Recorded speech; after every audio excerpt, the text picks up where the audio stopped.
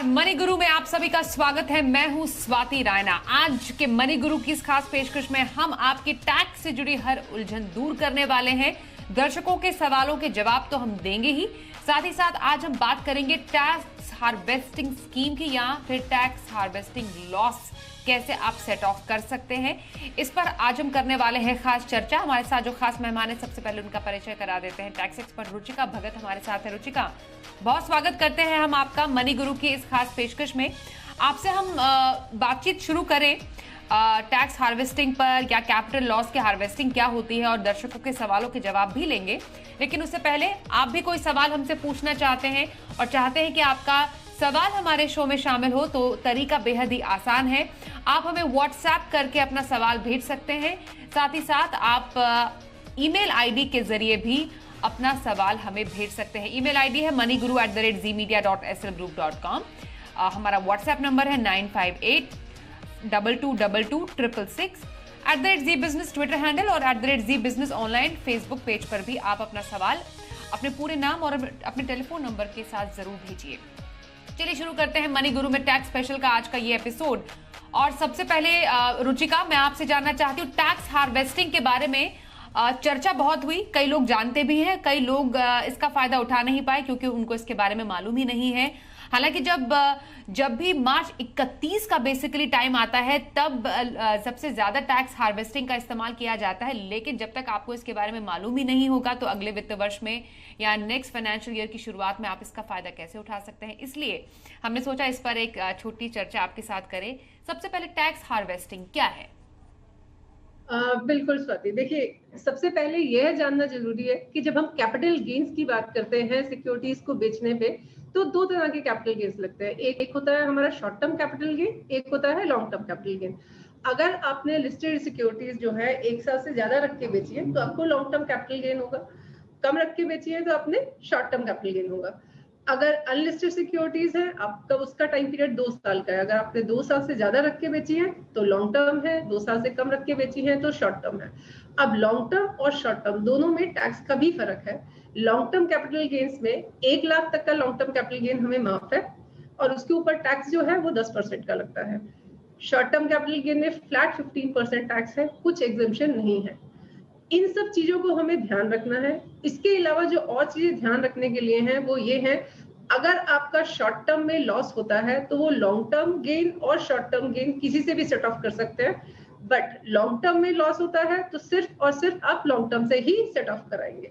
और एक दूसरी चीज, हम हमेशा जब शेयर्स बेचते हैं तो फीफो मेथड अडॉप्ट करते हैं शेयर्स बेचने पे। माने जो आपने पहले खरीदा था, हम मानेंगे वही लॉट पहले बिका आपका।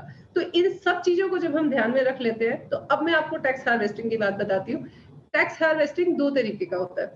एक हमारा है टैक्स गेन हार्वेस्टिंग, एक है टैक्स लॉस हार्वेस्टिंग। सबसे पहले हम टैक्स गेन हार्वेस्टिंग की बात करते हैं। जैसे मैंने अभी आपको बताया कि long term capital gain 1 lakh रुपए तक एग्जेम्प्ट है। तो अक्सर लोग ऐसा करते हैं कि जब आप इन्वेस्टमेंट्स बेचते हैं और आपको लगता है कि आपने long term capital gain 1 lakh रुपए तक कमा लिया है, तो हम उसको और नहीं बेचेंगे अब। तो इससे हमें क्या फायदा हुआ? हमने 1 लाख रुपए का प्रॉफिट कमाया अपने इन्वेस्टमेंट्स पे, जिसके ऊपर हमने टैक्स भी नहीं पे किया। साइमल्टेनियसली इस पैसे को हम फर्दर दूसरी इन्वेस्टमेंट्स में इन्वेस्ट कर देते हैं। हमारा पोर्टफोलियो जो है वो और डाइवर्सिफाई हो जाता है। ये हमारा टैक्स गेन हार्वेस्टिंग है, जिसके अंदर आपने प्रॉफिट कमाया मगर टैक्स पे नहीं किया क्योंकि 1 लाख का कैपिटल गेन हमें माफ था। दूसरी हम बात करते हैं टैक्स लॉस हार्वेस्टिंग की।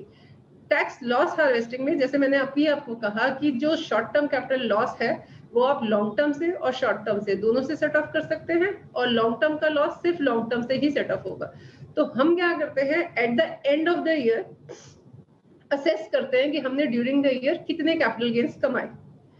जब हम देखते हैं कि हमारे कैपिटल गेन्स बहुत सारे हैं, तो हम और दूसरी इन्वेस्टमेंट्स ऐसी देखते हैं हमारे पास कौन कौन सी हैं जिसके अंदर हमें लॉस हो रहा है या जिसके अंदर हमें प्रॉफिट नहीं है।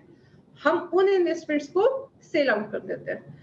अब जो वहां पे हमने लॉस कमाया इन्वेस्टमेंट्स बेचने पे, उसको हम सेट ऑफ करते हैं अपने प्रॉफिट्स के अगेंस्ट जो हमने लॉन्ग टर्म या शॉर्ट टर्म से कमाया था। तो इससे क्या हुआ, अल्टीमेटली हमारा टैक्स कम पड़ा। इसको मैं अगर न्यूमेरिकल फॉर्म में आपको समझाना चाहूँ तो आप इसको इस तरह से समझ सकते हैं।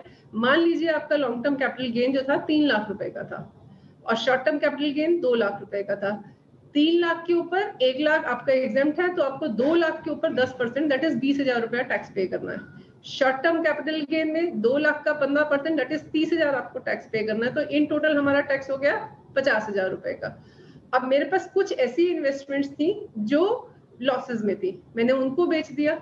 मान लीजिए उसका लॉस आया 50,000 रुपए का, मैं उस 50,000 रुपए को सेट ऑफ कर दूंगी अपनी शॉर्ट टर्म कैपिटल गेन के अगेंस्ट। अब मेरा शॉर्ट टर्म कैपिटल गेन रह गया सिर्फ 1.5 लाख का, तो 50,000 के ऊपर 15%, दैट इज 7,500 रुपए का मुझे फायदा हो गया। साइमल्टेनियसली मैंने क्या किया, मैंने इस पैसे को फिर दोबारा री इन्वेस्ट कर दिया, इन्वेस्टमेंट से अपना पोर्टफोलियो और ब्रॉड कर दिया। जब हम टैक्स हार्वेस्टिंग करते हैं तो इसके अंदर कुछ चीजें और हैं जो हमें बहुत ध्यान रखनी पड़ेंगी। सबसे पहली चीज, टैक्स हार्वेस्टिंग जो है वो 1 साल का इशू नहीं है, सिर्फ 1 साल करें दूसरे साल नहीं करें तो ऐसा नहीं है। अगर आप टैक्स हार्वेस्टिंग हर साल इसको चाहते हैं करना, तो आप साइमल्टेनियसली इन्वेस्ट कीजिए। दूसरी चीज, जब आप इन्वेस्ट करते हैं तो अपने पोर्टफोलियोज को बहुत ध्यान से चुनिए, आप कौन से पोर्टफोलियो में इन्वेस्ट कर रहे हैं। सिमिलरली मैंने पहले भी कहा, मैं फिर रिपीट करूंगी, जब भी आप बेचते हैं अपने इन्वेस्टमेंट्स को तो हमेशा फीफो मेथड ही अडॉप्ट होता है। आप जो मर्जी समझे, मगर गवर्नमेंट हमेशा फीफो मेथड अडॉप्ट करती है। जो सिक्योरिटीज आपने पहले खरीदी हैं वही पहले बिकेगी, इस चीज को ध्यान रखिए। तो एक जो टैक्स हार्वेस्टिंग स्कीम है ये बहुत अच्छा विकल्प है। आप टैक्स के दायरे में रह के ही अपना टैक्स जो है रिड्यूस कर सकते हैं। तो this is more of tax planning, this is not tax evasion. तो काफी लोग साल के आखिर में, बिल्कुल सही बोला आपने रुचिका, आपने टैक्स हार्वेस्टिंग की बारीकियों के बारे में आपने हमारे तमाम दर्शकों को समझाया और बताया इसकी किस तरीके से ये काम करती है आपके लिए। कुछ दर्शकों से भी बात कर लेते हैं रुचिका। हमारे साथ पहले दर्शक पुणे से फोन लाइन पर मौजूद हैं, चंद्रकांत लोहार जी हैं। चंद्रकांत जी, बहुत स्वागत करते हैं हम मनी गुरु में आपका। आप फॉरेन से मिले पैसे या विदेश से मिले पैसों पर टैक्स लायबिलिटी कैसे बनती है उसके बारे में हमसे कुछ सवाल जानना चाह रहे थे। रुचिका भगत है हमारे साथ आज, टैक्स एक्सपर्ट, उनसे पूछिए क्या सवाल है आपका। नमस्कार जी, मैं चंद्रकांत बोल रहा हूँ पुणे से। मेरी लड़की जो है वो पेरेंट्स को या माँ के नाम पे कुछ पैसा भेजे तो वो टैक्सेबल है क्या, और वो इनकम टैक्स या गिफ्ट टैक्स ऐसा कुछ बैठता है क्या उसके ऊपर, ये मेरा क्वेश्चन है। देखिए, आपकी बेटी अगर आपको बाहर से पैसा भेज रही है तो यह गिफ्ट हो गया, इसको हम इस तरह से समझते हैं। सेक्शन वाइज अगर हम जाएंगे तो सेक्शन 56 सबसेक्शन 2 क्लॉज 10 कहता है इनकम फ्रॉम अदर सोर्सेज में अगर आपको गिफ्ट मिल रहा है अपने किसी रिलेटिव से, तो वह गिफ्ट जो है वो आपको एग्जेम्प्ट है, वह गिफ्ट आपको टैक्सेबल नहीं है, वो आपकी इनकम नहीं है। जब मैं बात करती हूँ रिलेटिव की, तो रिलेटिव की डेफिनेशन जो है वो सेक्शन 56 सबसेक्शन 2 क्लॉज 7 के अंदर आती है।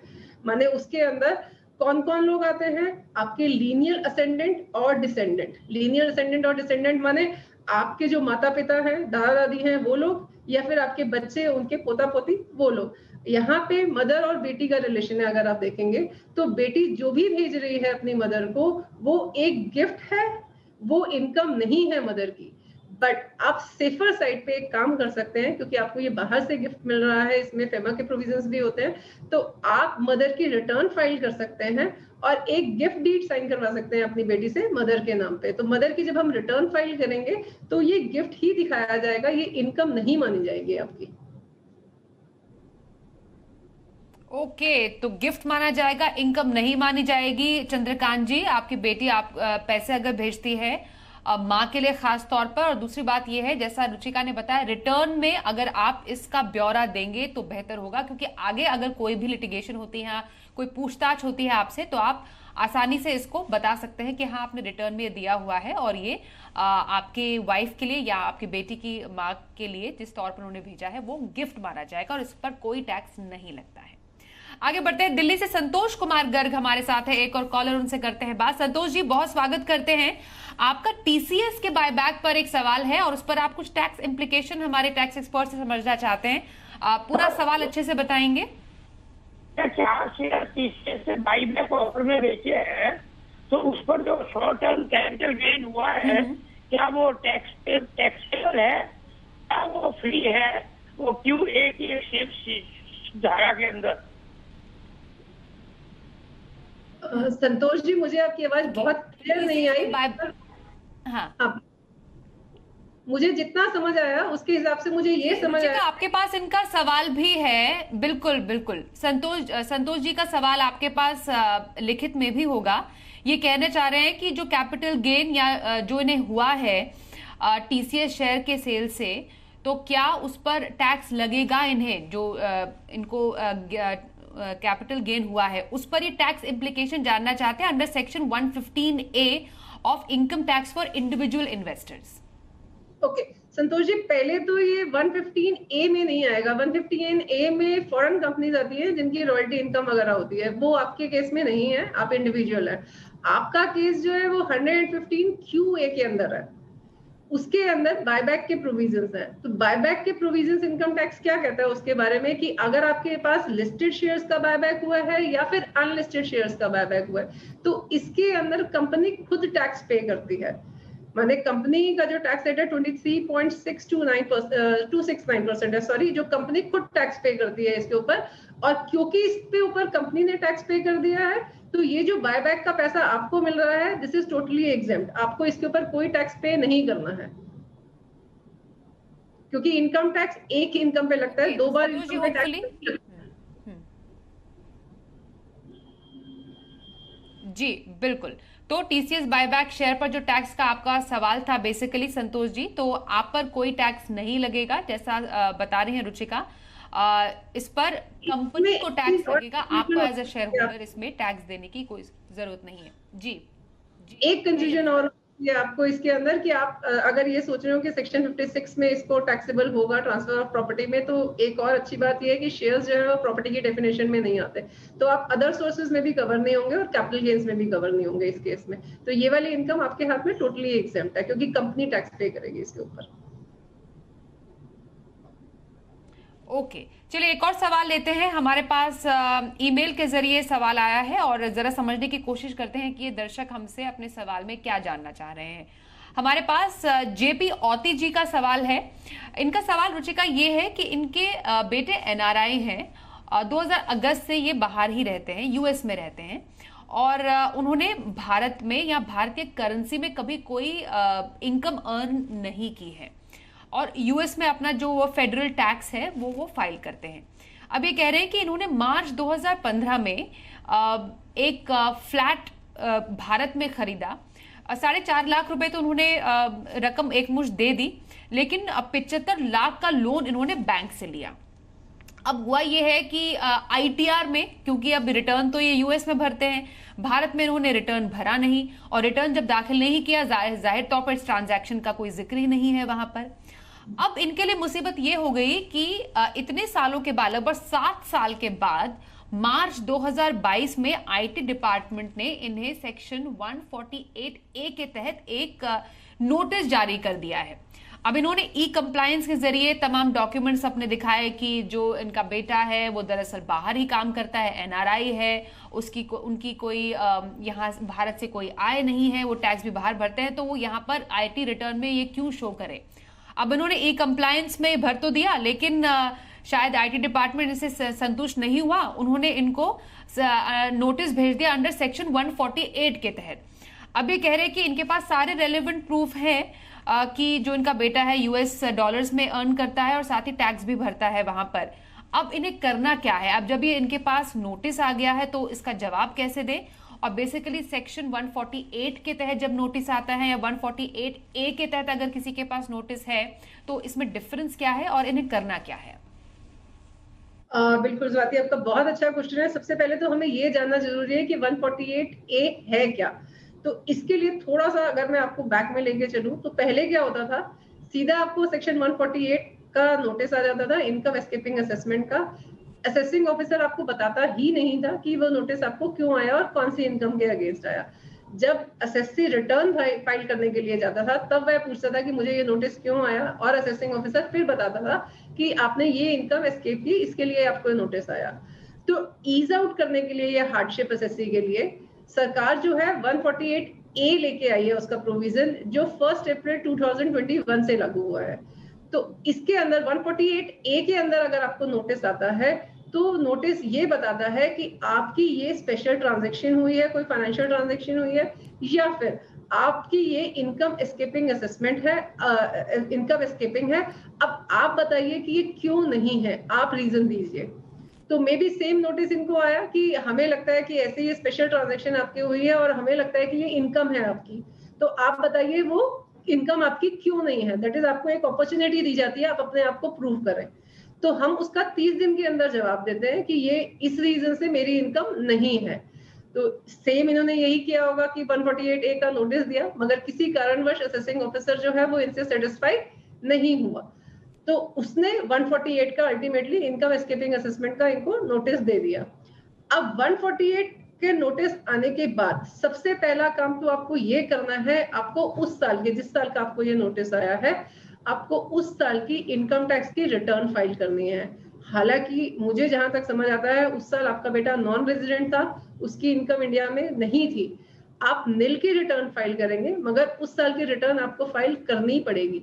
जब आप एक बार ये रिटर्न फाइल कर देंगे तो आपको सेक्शन 143(2) और 142(1) के अंदर और नोटिस आएंगे। घबराने की जरूरत नहीं है, इसको मैं इस तरह से यहाँ पे कहूंगी, assessing officer has some powers but you also have some rights. इसको हम इस तरह से कहेंगे लेमैन लैंग्वेज में।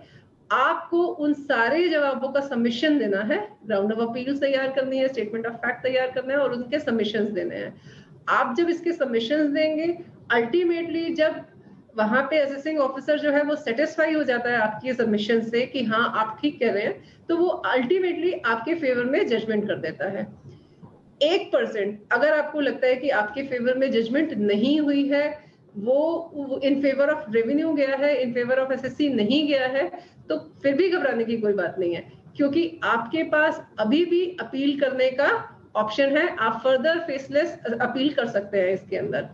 एक चीज यहाँ पे मैं और बताना चाहती हूँ, अगर आपको लग रहा है कि अननेसेसरी हार्डशिप है, आप इतनी सारा ये सब हार्डशिप नहीं सह सकते हैं, बेटा आपका बाहर है, आप अकेले हैं, ये सब कर रहे हैं, तो आप हाई कोर्ट में एक रिट पिटीशन भी डाल सकते हैं इस नोटिस के अगेंस्ट कि ये एक हार्डशिप है जो हमारे लिए, हमारी इनकम नहीं थी मगर फिर भी हमारी इनकम बनाई जा रही है।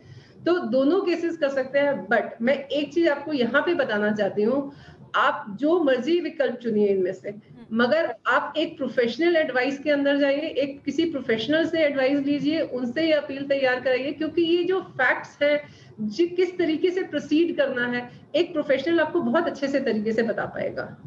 रुचिका, अगले दर्शक का सवाल लेते हैं। ईमेल पर हमारे पास आया है सूरत गुजरात से वीरेंद्र गुप्ता जी हमसे सवाल पूछ रहे हैं।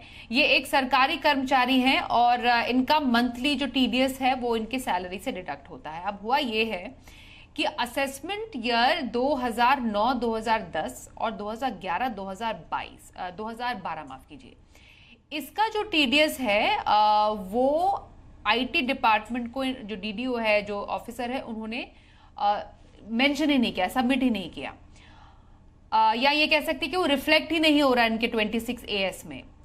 अब 26AS में तो रिफ्लेक्ट नहीं हो रहा, लेकिन जब इन्हें फॉर्म 16 मिला, फिजिकल फॉर्म मिला, तो वहां पर तो तमाम डिडक्शन जो सैलरी से हुई है वो मेंशन्ड है।